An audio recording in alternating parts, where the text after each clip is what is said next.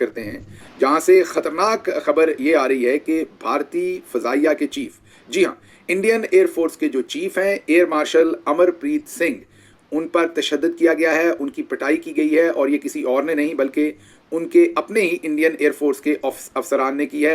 ये सारा माजरा क्या है, ये आपके सामने खबर ब्रेक कर रहा है सुनो टीवी पाकिस्तान।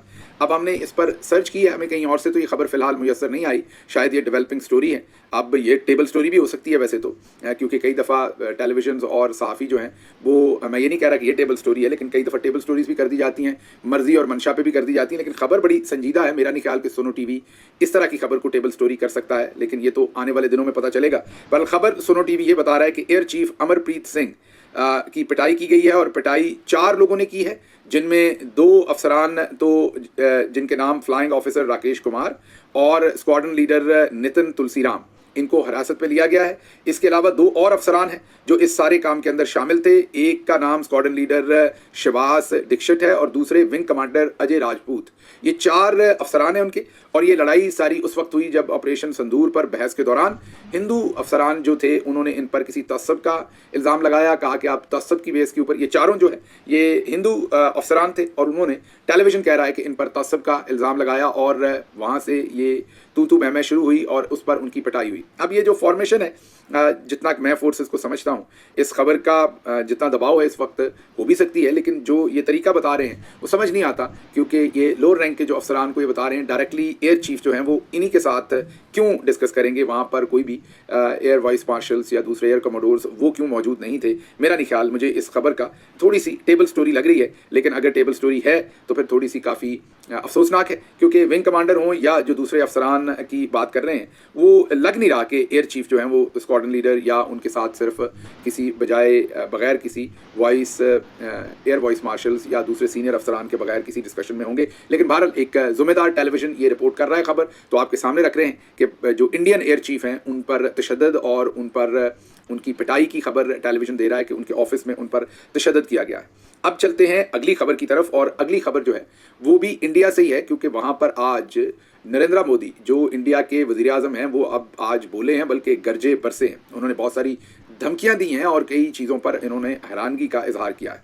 उन्होंने सबसे पहले तो ये कहा है कि ये अब न्यू नॉर्मल है। जी हाँ, उन्होंने अपनी तकरीर में जो सबसे बड़ी बात कही है वो ये कही है कि हमने ये जो जंगबंदी है ये पाकिस्तान की गुजारिश पर की है। हमने तो बिल्कुल तबाही कर देनी थी, पाकिस्तान ने रिक्वेस्ट की तो हमने जंगबंदी कर दी, हमने उनके सीने पर हमला किया। वो सोच रहे थे कि हम सिर्फ सरहद पर हमला करेंगे और वो उसकी तैयारी कर रहे थे। हमने सरहद पर हमला करने के बजाय, बॉर्डर पर हमला करने के बजाय पाकिस्तान के सीने पर हमला कर दिया, जिससे वो हक्के बक्के रह गए, परेशान हो गए और उन्हें कोई समझ नहीं आ रही थी कि वो क्या करें। इसी वजह से उन्होंने पूरी दुनिया को पुकारा मदद के लिए और पूरी दुनिया के मुख्तलिफ मुल्कों को उन्होंने कहा कि हमारी जंगबंदी करवा दी जाए। ये आज नरेंद्र मोदी ने अपने खिताब में कहा। उन्होंने कहा कि अब जो पॉलिसी है वो हमारी नई यही है, न्यू नॉर्मल यही है कि अब अगर हमारे मुल्क में कोई भी दहशतगर्दी हुई तो हम बगैर सोचे बगैर समझे इसी पॉलिसी पर, अपनी शर्तों पर, अपने तरीके पर पाकिस्तान पर फिर से हमला कर देंगे। ये कहना है नरेंद्र मोदी का। उसके अलावा भी उन्होंने बहुत सारी सख्त बातें कही। उन्होंने कहा टेरर और टॉक मीन दहशतगर्दी और जो मुज़ाकरात हैं ये साथ साथ नहीं चल सकते। टेरर और ट्रेड जो है वो भी नहीं चल सकता। टेररिज्म छोड़ना पड़ेगा तो ट्रेड जो है वो होगा, तो बिजनेस होगा। पाकिस्तान पर एक्यूज़ किया बार बार कि जो हमने हमले किए थे पाकिस्तान पर, इंडिया ने जो वो कह रहे हैं वो टेररिज्म के सेंटर्स पर किए थे, हमने दहशतगर्दों को मारा है, हमने टेररिज्म के सेंटर्स के ऊपर ये सारे के सारे हमने हमले किए हैं। फिर उन्होंने कहा कि पानी और खून एक साथ नहीं बह सकता।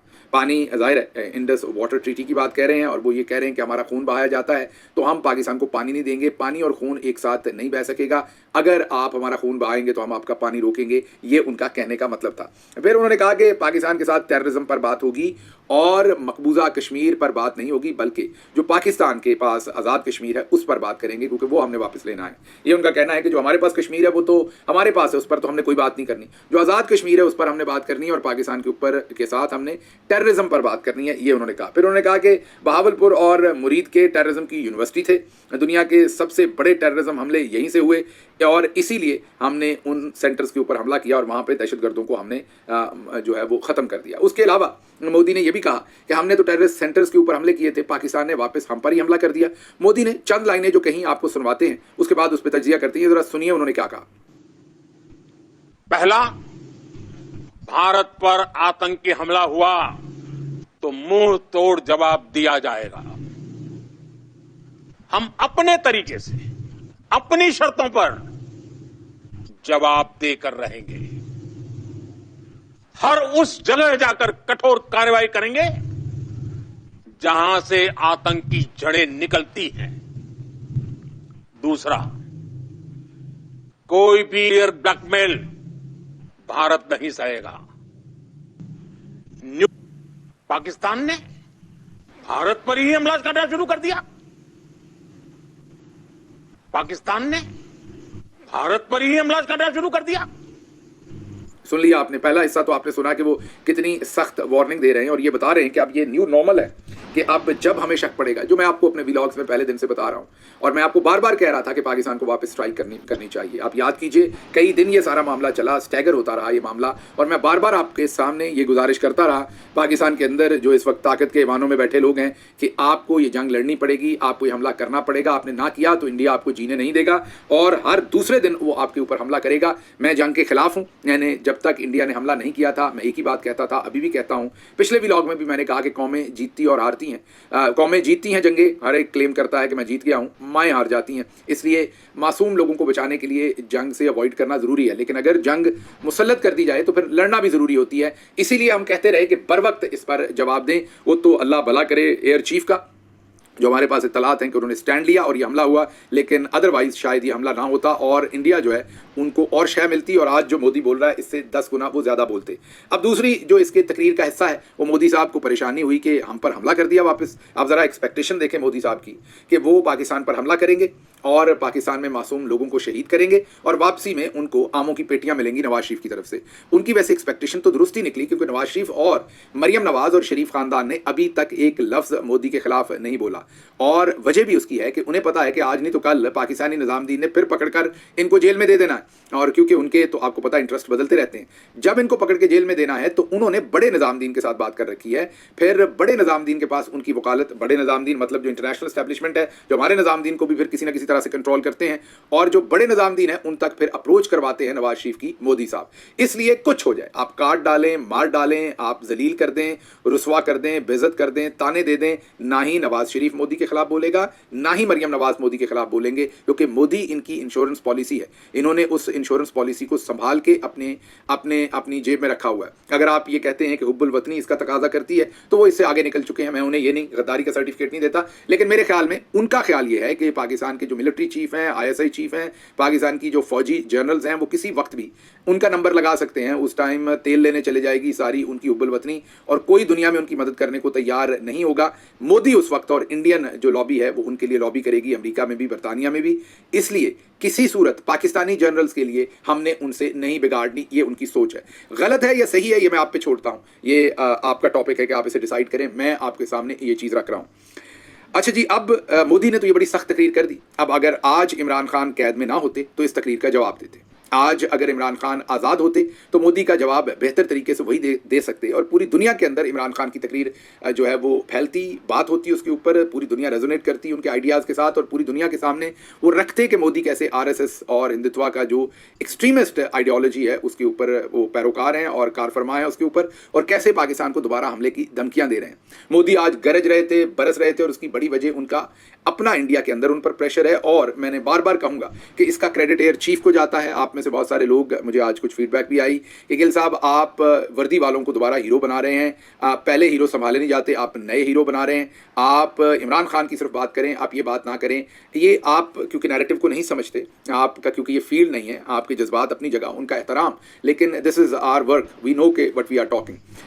जंग जब होती है तो उसका कोई ना कोई हीरो होता है। जंग जो है वो किसी आप ये कह लें कि वैक्यूम में नहीं होती, दो पार्टियां उसमें जंग कर रही होती हैं। अब ये जो जंग हुई, जो मेरे पास इनसाइड इन्फॉर्मेशन है, वो इन्फॉर्मेशन ये है कि यहाँ air chief put his foot down और एयर फोर्स ने ये कहा कि हमें हमला करना पड़ना है, इसके बगैर चारा नहीं है। क्योंकि हमारे पास कितने अच्छे जहाज होंगे, फाइटर जेट्स होंगे, 2 दर्जन 3 दर्जन, इससे ज़्यादा तो जो स्टेट ऑफ द आर्ट जो बिल्कुल लेटेस्ट हैं वो नहीं होंगे। जिस तरह के मिसाइल हैं दोनों मुल्कों के पास, मेरा नहीं ख्याल कोई भी मिसाइल डिफेंस सिस्टम उन्हें पूरी तौर पर, हतमी तौर पर रोक सकता है। तो अगर हमारे उन खड़े हुए जहाज़ों को हमला कर दिया जाता या जहाँ पर वो खड़े वहाँ रनवे तबाह कर दिए जाते, तो मुझे बताइए कि अगर एक जहाज़ जो नकारा है, जो ज़मीन पे है, उसका तो फिर कोई फ़ायदा नहीं है। जहाज़ तो आसमान में मिसाइल उसके साथ लगे हों, फ्यूल टैंक उसका फुल हो, तगड़ा पायलट उसके अंदर बैठा हो, तो फिर वो जहाज़ जो है वो वाक़ई एक जानलेवा चीज़ है। लेकिन अगर उस जहाज़ को ज़मीन पर ही नकारा कर दिया जाए, उसकी रनवे को तबाह कर दिया जाए, उसमें कोई डिफेक्ट डाल दिया जाए, तो फिर वो जहाज़ किसी काम का नहीं। तो air chief put his foot down और ये सब कुछ हुआ। अब जाहिर है एक तरफ से पूरी कोशिश होगी कि किसी और को इसका हीरो बनाया जाए, क्रेडिट किसी और को दिया जाए, और आप गौर से मीडिया देखेंगे तो कोशिशें शुरू हो भी चुकी हैं। तो हम क्या ईमानदारी से जिसका क्रेडिट बनता है उसको दें, या खामोश रहें और फिर किसी को भी क्रेडिट लूट लेने दें, जैसे पहले इलेक्शन लूट लिया गया, जैसे अदालतें लूट ली गई। इसलिए जो नैरेटिव है वो उसमें ईमानदारी रखनी चाहिए, और नैरेटिव भी एक साइंस है, जज्बात के ऊपर बेस नहीं करते। इमरान खान आपको बार बार बता चुके हैं कि किसी से इतनी नफरत मत करो कि उसके साथ इंसाफ ना कर सको। कौमों को हीरोज की जरूरत होती है, हीरोज मल्टीपल होते हैं इस लेवल के ऊपर। एक तो कायदे आजम इमरान खान, भुट्टो, उस लेवल के आपके वो लीडर्स होते हैं, उनको आप हीरोज नहीं कह सकते, वो बियॉन्ड हीरोइज्म है, वो आपके लार्जर देन लाइफ लीडर्स हैं। फिर नीचे लीडर्स बनते हैं, छोटे लीडर्स जो कौमें जिनके साथ रिलेट करती हैं। कोई क्रिकेट में आपका हीरो बनता है, कोई एयरफोर्स में बनता है, वो किसी और जगह पे बनता है। तो इतना दिल छोटा नहीं रखते, दिल को वसी रखते हैं, कलब को वसी रखते हैं, और फिर सूरत हाल देखते हैं कि हो क्या रहा है, कौन इस सारे क्रेडिट को लेना चाह रहा है। अब शहबाज शरीफ और शरीफ खानदान का भी बड़ा दिल है कि उनको क्रेडिट मिल जाए। जाहिर है जो जनरल आसिम मुनीर साहब से प्यार रखते हैं उनका दिल है कि उनको क्रेडिट दे दिया जाए जनरल साहब को, और उस पर आपने देखा तगोदाव भी शुरू है।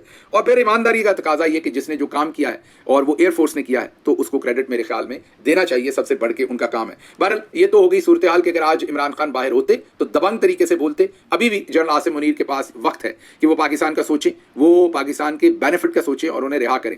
अगर वो सिर्फ जाती अना के अंदर इतना दूर निकल गए हैं कि पाकिस्तान को अब शहबाज शरीफ जैसे जोकर दिए हैं, और अब ये हवा भरेंगे शहबाज शरीफ के अंदर कि जी आप इस पर बयान दें जरूर। अब वो बेचारे क्या बयान दें, गंजी नहाए क्या, नचोड़े क्या बयान, कितनी हवा भर देंगे उस बेचारे में। वो और बुरे लगते हैं जब वो नेचुरल अगर बयान देता हुआ फिर भी कुछ ना कुछ शहबाज शरीफ साहब गुजारा शुजारा माड़ा चंगा चले लोकल लेवल पे कर लेते हैं। जब आप हवा भरते हैं तो उस बेचारे के औसान खता हो जाते हैं, उसको पता ही नहीं होता मैं अब क्या बात करूं। वो बौंतरा होता है पहले ही, ऊपर से आप उसे और हवा सर आप कर सकते हैं, आप करें, तगड़ी तकरीर करनी है आपने, उसकी तो बेचारे की फिर पी बोल जाती है। आप देखिए अभी जो उन्होंने खिताब किया था ये सारे इस जो फायरबंदी के बाद, आप गौर की, he didn't know what he is talking, और आंखें कहीं और थी, आवाज़ कहीं और थे, अल्फाज कहीं और थे, बॉडी लैंग्वेज कहीं और थी, तो बेचारा बिखर जाता है। ऐसे ही है कि माड़े टायर के अंदर ज्यादा हवा भर दें तो जो उसका हाल होता है वही शहबाज शरीफ साहब का हाल हो जाता है। बहरहाल अगली खबर की तरफ चलते हैं। अगली खबर सदर ट्रंप का बयान है। उनका बयान सामने आ गया है, और सदर ट्रंप ने वही कहा है जो वो हमेशा कहते हैं, और उन्होंने ये कहा कि मैंने ट्रेड के साथ, जी हाँ, मैंने बंदे के पुत्र बनाया इंडिया और पाकिस्तान को, उनका कहना है ट्रेड के साथ। मैंने उन्हें कहा कि अगर तुम लोगों ने जंग की तो मैं तुम लोगों के साथ कोई कारोबार नहीं करूंगा, तो अगर चाहते हो कि मैं ट्रेड करूं, तजारत करूं, कारोबार करूं तुम लोगों के साथ, तो फिर जंग रोकनी होगी। उन्होंने कहा कि फिर उन लोगों को मेरी बात समझ आ गई और उन्होंने जंग रोक दी। उन्होंने कहा और भी बहुत सारी बातें जिसकी वजह से उन्होंने जंग रोकी, समझदारी की उन्होंने, लेकिन ट्रेड इसके अंदर अहम है। और उन्होंने कहा कि मुझे इस पर बड़ा फख्र है कि मैंने मिलियंस ऑफ लोग जिन्होंने मारे जाना था, न्यूक्लियर स्टेट्स थी, मैंने उसमें जंग रोकी। क्या कह रहे हैं सदर ट्रंप, ये जरा सुनिए। Let me say a few words about the historic events that took place over the last few days.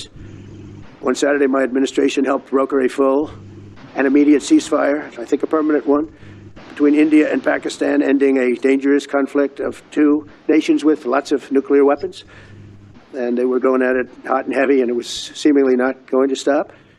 And I'm very proud to let you know that the leadership of India and Pakistan was unwavering, powerful, but unwavering in both cases. And having these, they really were, from the standpoint of having the strength and the wisdom and fortitude to fully know and to understand the gravity of the situation. And we helped a lot. And we helped also with trade. I said, come on, we're going to do a lot of trade with you guys. Let's stop it. Let's stop it. If you stop it, we're doing trade. If you don't stop it, we're not going to do any trade. People have never really used trade the way I used it. That I can tell you. And all of a sudden they said, I think we're going to stop. And they have. And सुन लिया आपने, बात तो उन्होंने खरी और सीधी की, और इसमें कोई शक नहीं कि मिलियंस ऑफ लोग इसके अंदर शहीद और मारे जा सकते थे। ये उन्होंने बहुत उम्दा काम किया, सताइश करनी चाहिए, जो सही बात है उस पर सताइश करनी चाहिए। और ये बात भी दुरुस्त है कि मोदी ने बाज नहीं आना था, जो उसके सर पर जंग चढ़ी हुई थी वो नीचे नहीं जानी थी जब तक कि उसको सदर ट्रंप जो है वो तजारत की धमकी ना देते, क्योंकि मोदी जो है वो तजारत के लिए मरे जा रहा है आजकल, उनके जो डील भी होने को है। बहरहाल ट्रंप ने सारी चीज़ खोल के रख दी है, कोई लगी लिपटी नहीं रखी, और मेरा ख्याल है यही हकीकत थी। अच्छा जी, अगली खबर आपके सामने ये रखनी है कि हमारे ऊपर बहुत ही सख्त हमला है और हर तरफ से हमला है। एक तो हमारे YouTube चैनल को 2 हफ्ते पहले जब सबके बंद हुए उसी दिन हमारा भी बंद हो गया था इंडिया के अंदर, हमारा यूट्यूब चैनल इंडिया के अंदर बंद कर दिया गया था। इसी तरीके से अब इंडिया मेरे ट्विटर अकाउंट के पीछे भी आ रहा है, क्योंकि उन्हें लग रहा है कि मैं ट्वीट कुछ ऐसे करता हूँ जिससे उन्हें मसला बनता है। तो अब ट्विटर अकाउंट जो है पिछले 2-3 दिन से उस पर भी कंप्लेंट्स आ रही हैं, और ट्विटर मुझे बता रहा है कि इंडियन गवर्नमेंट जो है वो समझती है कि आपका ट्विटर अच्छा बच्चा नहीं है, तो आपके ट्विटर अकाउंट को, हमारा ट्विटर अकाउंट तकरीबन हमारे पास कोई 5 मिलियन के करीब फॉलोअर्स हैं उसके ऊपर। तो एक मेरे ख्याल में इफेक्टिव आवाज़ है पाकिस्तान के लिए, पाकिस्तानी डायस्पोरा के लिए, कोशिश करेंगे इसे प्रोटेक्ट करने के लिए। अब हमारे पास इंफॉर्मेशन ये आ रही है कि पाकिस्तान के अंदर भी अब पाकिस्तानी गवर्नमेंट की बातचीत यूट्यूब से हो गई है। अब जैसे इंडिया ने ब्लैंकेट बैन कर दिए हैं यूट्यूब चैनल्स हमारे, इसी तरीके से पाकिस्तान के अंदर भी हमारे यूट्यूब चैनल्स ब्लैंकेट बैन हो जाएंगे। पहले तो फायरवॉल वगैरह थी, अब यूट्यूब को कह के सिरे से चैनल ही ब्लॉक करवा दिया जाएगा, और जो चैनल होगा उसका कोई भी व्लॉग जो है वो आप तक नहीं पहुंचेगा बगैर वीपीएन के। तो आपको बताना यह है कि ये आज नहीं तो कल हो जाएगा। तो 2 काम कर लीजिए, एक तो हमारा व्हाट्सएप चैनल ज्वाइन कीजिए, अभी स्क्रीन पर भी आपको लिंक दे रहे हैं और डिस्क्रिप्शन में भी देंगे, और नीचे जो कमेंट्स होंगे उसमें भी हम पिन कर देंगे इसे।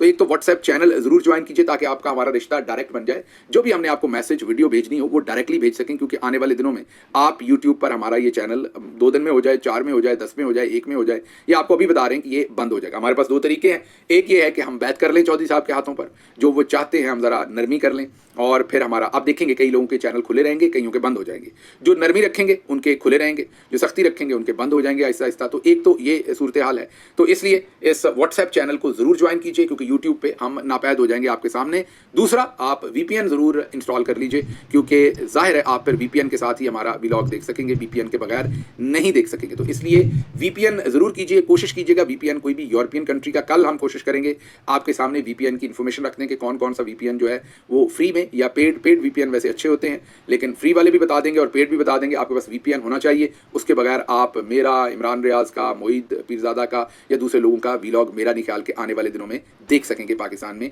ये जब एक दफ़ा यूट्यूब बैन कर देगा तो वो मुकम्मल बैन होगा, ये नहीं होगा कि 2 दिन बाद, 4 दिन बाद कभी फायरवॉल चल गई, कभी बंद हो गई। तो पाकिस्तान में यूट्यूब के ऊपर आपको हमारी वीडियोस बिल्कुल नजर नहीं आएंगी। तो एक तो ये व्हाट्सएप चैनल ज्वाइन कीजिए, दूसरा आप वीपीएन इंस्टॉल कीजिए, अगर ऑलरेडी किया है तो उसको टाकी शाकी मारें, सीधा करें, ताकि आप फिर उसको देखकर मामला जो है वो आगे चलने से पहले 2 खबरें आपके सामने रखते हैं। एक तो जो पिछली रात गुजरी है वो बिल्कुल मामूल की रात गुजरी है, बॉर्डर के ऊपर कहीं कोई गोलाबारी या हमला या कोई ड्रोन नहीं हुआ।